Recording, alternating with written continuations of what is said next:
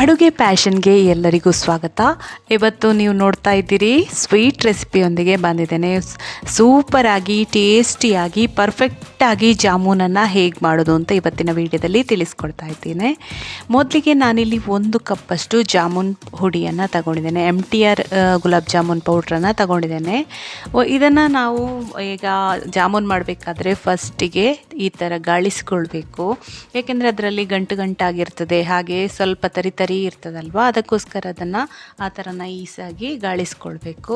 ಆಮೇಲೆ ನೋಡಿ, ನಾನು ಯಾವ ಕಪ್ಪಲ್ಲಿ ಇದು ಹುಡಿನ ತಗೊಂಡಿದ್ದೇನೆ ಅದರಲ್ಲಿ 1/4 ಕಪ್ಪಷ್ಟು ನೀರನ್ನು ತಗೊಂಡಿದ್ದೇನೆ. ಜಾಸ್ತಿ ನೀರು ಹಾಕಲಿಕ್ಕೆ ಹೋಗಬೇಡಿ. ಇದೇ 1 ಕಪ್ ಹುಡಿ ತಗೊಂಡ್ರೆ ಅದರಲ್ಲಿ 1/4 ಕಪ್ಪಷ್ಟು ನೀರು ಸಾಕಾಗ್ತದೆ. ನೀರು ಹಾಕಿ ಅದನ್ನು ಚಪಾತಿ ಹಿಟ್ಟಿನಾಗಿ ಕಲಸ್ಕೊಳ್ಬಾರ್ದು. ತುಂಬ ಮೃದುವಾಗಿ ಸಾಫ್ಟಾಗಿ ಕೈಯಲ್ಲಿ ಕಲಸಿಕೊಳ್ಬೇಕು. 4 ಬೆರಳುಗಳ ಸಹಾಯದಲ್ಲಿ ಅದನ್ನು ಉಂಡೆ ಈ ಥರ ಮಾಡ್ಕೊಳ್ಬೇಕು. ಜಾಸ್ತಿ ನಾದಲಿಕ್ಕೆ ಹೋಗಬಾರ್ದು. ಗುಲಾಬ್ ಜಾಮೂನ್ ಹಿಟ್ಟನ್ನು ತುಂಬ ನಾದಿದರೆ ಅದರಲ್ಲಿ ಕ್ರ್ಯಾಕ್ ಬರ್ತದೆ. ಜಾಮೂನಲ್ಲಿ ಎಲ್ಲರೂ ಹೆಚ್ಚಾಗಿ ಹೇಳೋದು ಅದರಲ್ಲಿ ಹುರಿಯುವಾಗ ಕ್ರ್ಯಾಕ್ ಬರ್ತದೆ ಅಂತ. ಅದಕ್ಕೆ ಕ್ರ್ಯಾಕ್ ಬರಲಿಕ್ಕೆ ಮೇಯ್ನ್ ರೀಸನ್ ಅಂತ ಹೇಳೋದಾದರೆ ನಾವು ಹಿಟ್ಟು ಕಲಸುವಾಗ ತೆಗೆದುಕೊಳ್ಬೇಕಾದ ಕೆಲವು ಟಿಪ್ಸ್. ಹೀಗೆ ಸಾಫ್ಟಾಗಿ ಹಿಟ್ಟು ಕಲಸಿ ಇಟ್ಕೊಳ್ಬೇಕು. ಸ್ವಲ್ಪ ತುಪ್ಪ ಹಾಕಿ ನಾನು ಕಲಸಿ ಮುಚ್ಚಿ ಇಟ್ಕೊಂಡಿದ್ದೇನೆ. ಈಗ ಸಕ್ಕರೆ ಪಾಕವನ್ನು ನಾವು ಮಾಡಿಕೊಳ್ಳುವ. ಇಲ್ಲಿ ನಾನು 1 ಕಪ್ಪು ಹುಡಿ ತಗೊಂಡದಲ್ಲ, ಅದಕ್ಕೆ 2 ಕಪ್ಪು ಸಕ್ಕರೆ ಸರಿಯಾಗ್ತದೆ. 2 ಕಪ್ಪು ಸಕ್ಕರೆಯನ್ನು ತಗೊಂಡಿದ್ದೇನೆ. ಹಾಗೆ ಅದಕ್ಕೆ 2 ಕಪ್ಪು ನೀರನ್ನು ಹಾಕಿದ್ದೇನೆ. 1 ಕಪ್ಪು ಸಕ್ಕರೆಗೆ 1 ಕಪ್ಪು ನೀರು, ಅದೇ ರೀತಿ 2 ಕಪ್ಪು ಸಕ್ಕರೆಗೆ 2 ಕಪ್ಪು ನೀರು.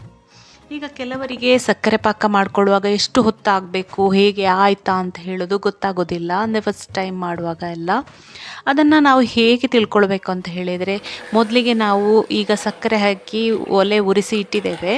ಒಲೆ ಉರಿಸಿ ಇಟ್ಟ ಮೇಲೆ ಸಕ್ಕರೆ ಎಲ್ಲ ಕರಗಿದ ಮೇಲೆ ನಾನು ಸ್ವಲ್ಪ ಇಲ್ಲಿ ಕುಂಕುಮ ಕೇಸರಿ ಹಾಕ್ಕೊಂಡೆ. ಕಲರಿಗೆ ಚೆನ್ನಾಗಿರ್ತದೆ, ಪರಿಮಳ, ಫ್ಲೇವರ್ ಅಂಥೇಳಿ. ಒಲೆಯಲ್ಲಿ ಇಟ್ಟ ಮೇಲೆ ಅದು ಕುದಿಲಿಕ್ಕೆ ಸ್ಟಾರ್ಟ್ ಆಗ್ತದಲ್ಲ, ಸಕ್ಕರೆ ಎಲ್ಲ ಕರಗಿ ಕುದಿಲಿಕ್ಕೆ ಸ್ಟಾರ್ಟ್ ಆಗಿ ಸರಿ ಟೈಮ್ ನೋಡ್ಕೊಳ್ಳಿ. 1-2 ನಿಮಿಷ ಚೆನ್ನಾಗಿ ಕುದಿಬೇಕು. ನೀವು ಯಾವಾಗದಿಂದ ಟೈಮ್ ತಗೊಳ್ಬೇಕು ಅಂದರೆ ಅದು ಕುದಿಲಿಕ್ಕೆ, ಈಗ ಸಕ್ಕರೆ ಎಲ್ಲ ಕರಗಿ ನೋಡಿ ಈಗ ಕುದಿಲಿಕ್ಕೆ ಸ್ಟಾರ್ಟ್ ಆಯಿತು, ಅಲ್ಲಿಂದ 2 ನಿಮಿಷ ಕರೆಕ್ಟ್ ಟೈಮ್ ನೋಡಿಕೊಳ್ಳಿ. ಆ 2 ನಿಮಿಷದಲ್ಲಿ ನಿಮಗೆ ಸಕ್ಕರೆ ಪಾಕ ರೆಡಿ ಆಗ್ತದೆ. ಆಗ ಯಾರಿಗೆ ಅದು ಅಂದಾಜಿಲ್ಲದವರಿಗೆ ಕೂಡ ಕರೆಕ್ಟಾಗಿ ಮಾಡಿಕೊಳ್ಳಲಿಕ್ಕೆ ಈಸಿ ಆಗ್ತದೆ. ಅದಕ್ಕೋಸ್ಕರ ನಾನು ಈ ಟಿಪ್ಪನ್ನು ಹೇಳಿದ್ದು ನಿಮಗೆ. ಸರಿ 2 ನಿಮಿಷ ಆಯಿತು. ಈಗ ಫ್ಲೇಮನ್ನು ಆಫ್ ಮಾಡಿಕೊಂಡೆ. ನೋಡಿ, ಸಕ್ಕರೆ ಪಾಕ ರೆಡಿ ಆಗಿದೆ. ಅಷ್ಟೇ, ತುಂಬ ಟೆನ್ಷನ್ ಮಾಡ್ಕೊಳ್ಳೋ ವಿಷಯನೇ ಇಲ್ಲ. ಆರಾಮ್ಸೆ ನಾವು ಸಕ್ಕರೆ ಪಾಕವನ್ನು ಮಾಡ್ಕೊಳ್ಬೋದು. ಇಲ್ಲಿ ನಾನು ಇದಕ್ಕೆ ಸ್ವಲ್ಪ ಏಲಕ್ಕಿ ಪುಡಿನ ಹಾಕ್ಕೊಂಡೆ. ಅಥವಾ ನಿಮಗೆ ಯಾವುದಾದ್ರೂ ರೋಸ್ ಎಸೆನ್ಸ್ ಬೇಕು ಅಂದರೆ ಅದನ್ನು ಕೂಡ ಹಾಕ್ಕೊಳ್ಬೋದು. ಈಗ ನಾವು ಈ ಉಂಡೆಗಳನ್ನು ಮಾಡಿಕೊಳ್ಳುವ. ಇದನ್ನು ಹೆಚ್ಚು ನಾದ್ಕೊಳ್ಳೋದೆಲ್ಲ ಬೇಡ, ಆದರೆ ಸ್ವಲ್ಪನೇ ಈಗ ಉಂಡೆ ಮಾಡಲಿಕ್ಕೆ ತೆಗೆದಿಟ್ಕೊಳ್ಳುವ.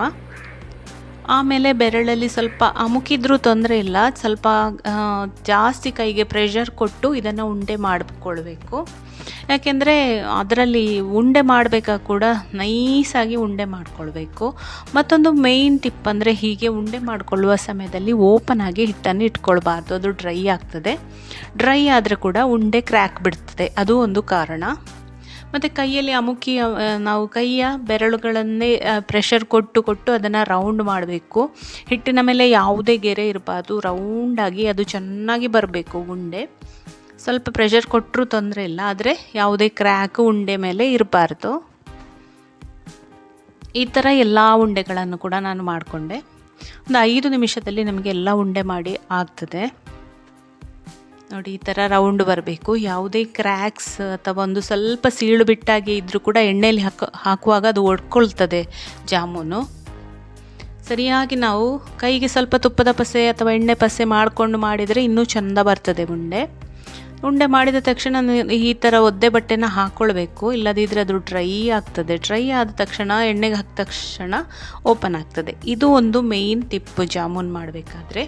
ಆಮೇಲೆ ಇನ್ನೊಂದು ನೆಕ್ಸ್ಟು ಎಣ್ಣೆ ಚೆನ್ನಾಗಿ ಕಾದಿರಬೇಕು. ಬೇಕಾದರೆ ಒಂದು ಸಣ್ಣ ಪೀಸ್ ಹಾಕಿ ನೋಡ್ಕೊಳ್ಳಿ. ಫಸ್ಟಿಗೆ ಹಿಟ್ಟನ್ನು ಸಣ್ಣ ಪೀಸ್ ಹಾಕಿದ ಕೂಡಲೇ ಮೇಲೆ ಬರಬೇಕು. ಅಷ್ಟಾಗುವಾಗ ಎಣ್ಣೆ ಕಾದಿದೆ ಅಂತ ಅರ್ಥ. ಅಂಥ ಟೈಮಲ್ಲಿ ನಾವು ಹಿಟ್ಟುಗಳನ್ನೆಲ್ಲ ಹಾಕಬೇಕು, ಉಂಡೆಗಳನ್ನು. ಈಗ ಎಣ್ಣೆನ ಮೂವ್ ಮಾಡ್ತಾ ಇರಬೇಕು. ಎಣ್ಣೆನ ಮೂವ್ ಮಾಡ್ತಾ ಇರುವಾಗ ಮೀಡಿಯಮ್ ಉರಿಯಲ್ಲಿ ನಾವು ಜಾಮೂನು ಉಂಡೆಗಳನ್ನು ಬೇಯಿಸ್ಕೊಳ್ಬೇಕು. High flame ಇಡಲೇಬಾರದು.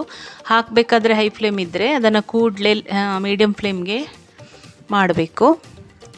ಈ ಥರ ಎಣ್ಣೆನ ಮೂವ್ ಮಾಡ್ತಾ ಇದ್ದರೆ ಎಲ್ಲ ಸೈಡ್ ಕೂಡ ಬೇಯ್ತದೆ. ನೋಡಿ, ನಂದು ಒಂದು ಸುರುವಿನ ಸಲದದ್ದು ಬೇಯಿಸಿ ಆಗಿ ಸಕ್ಕರೆ ಪಾಕಕ್ಕೆ ಹಾಕ್ಕೊಂಡಿದ್ದೇನೆ.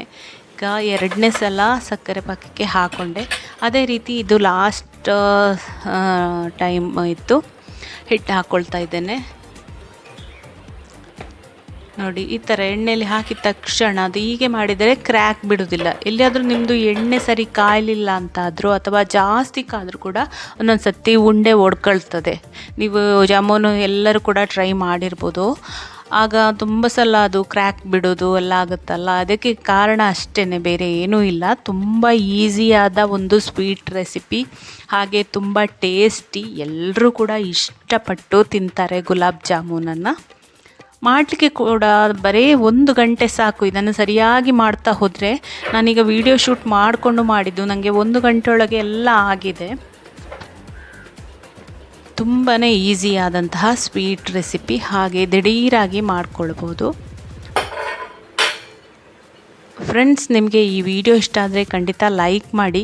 ಈ ಚಾನಲನ್ನು ನೀವು ಫಸ್ಟ್ ಟೈಮ್ ನೋಡೋದಂತಾದರೆ ಖಂಡಿತ ಲೈಕ್ ಮಾಡೋದನ್ನು, ಸಬ್ಸ್ಕ್ರೈಬ್ ಆಗೋದನ್ನು ಮರಿಬೇಡಿ. ಈ ಟಿಪ್ಸನ್ನೆಲ್ಲ ಫಾಲೋ ಮಾಡಿ ನೀವು ಯಾರು ಬೇಕಾದರೂ ಸೂಪರಾದ ಪರ್ಫೆಕ್ಟಾದ ಜಾಮೂನನ್ನು ಮಾಡ್ಕೊಳ್ಬೋದು. ಈಗ ನೋಡಿ, ಹಾಕಿದ ತಕ್ಷಣ ನಾವು ತಿನ್ನಲಿಕ್ಕಾಗೋದಿಲ್ಲ. ಅದು ಅಟ್ಲೀಸ್ಟ್ 1 ಗಂಟೆ ಆದರೂ ಸಕ್ಕರೆ ಪಾಕದಲ್ಲಿ ಮುಳುಗಿರಬೇಕು. ಹಾಕಿದ ತಕ್ಷಣ ಇದೆ 1 ಗಂಟೆ ಬಿಟ್ಟು ನೋಡಿ, ಅದೆಲ್ಲ ಸಕ್ಕರೆ ಪಾಕವನ್ನು ಇಟ್ಕೊಂಡು ಎಷ್ಟು ದಪ್ಪ ಆಗಿದೆ ಅಂತ ಹೇಳಿ.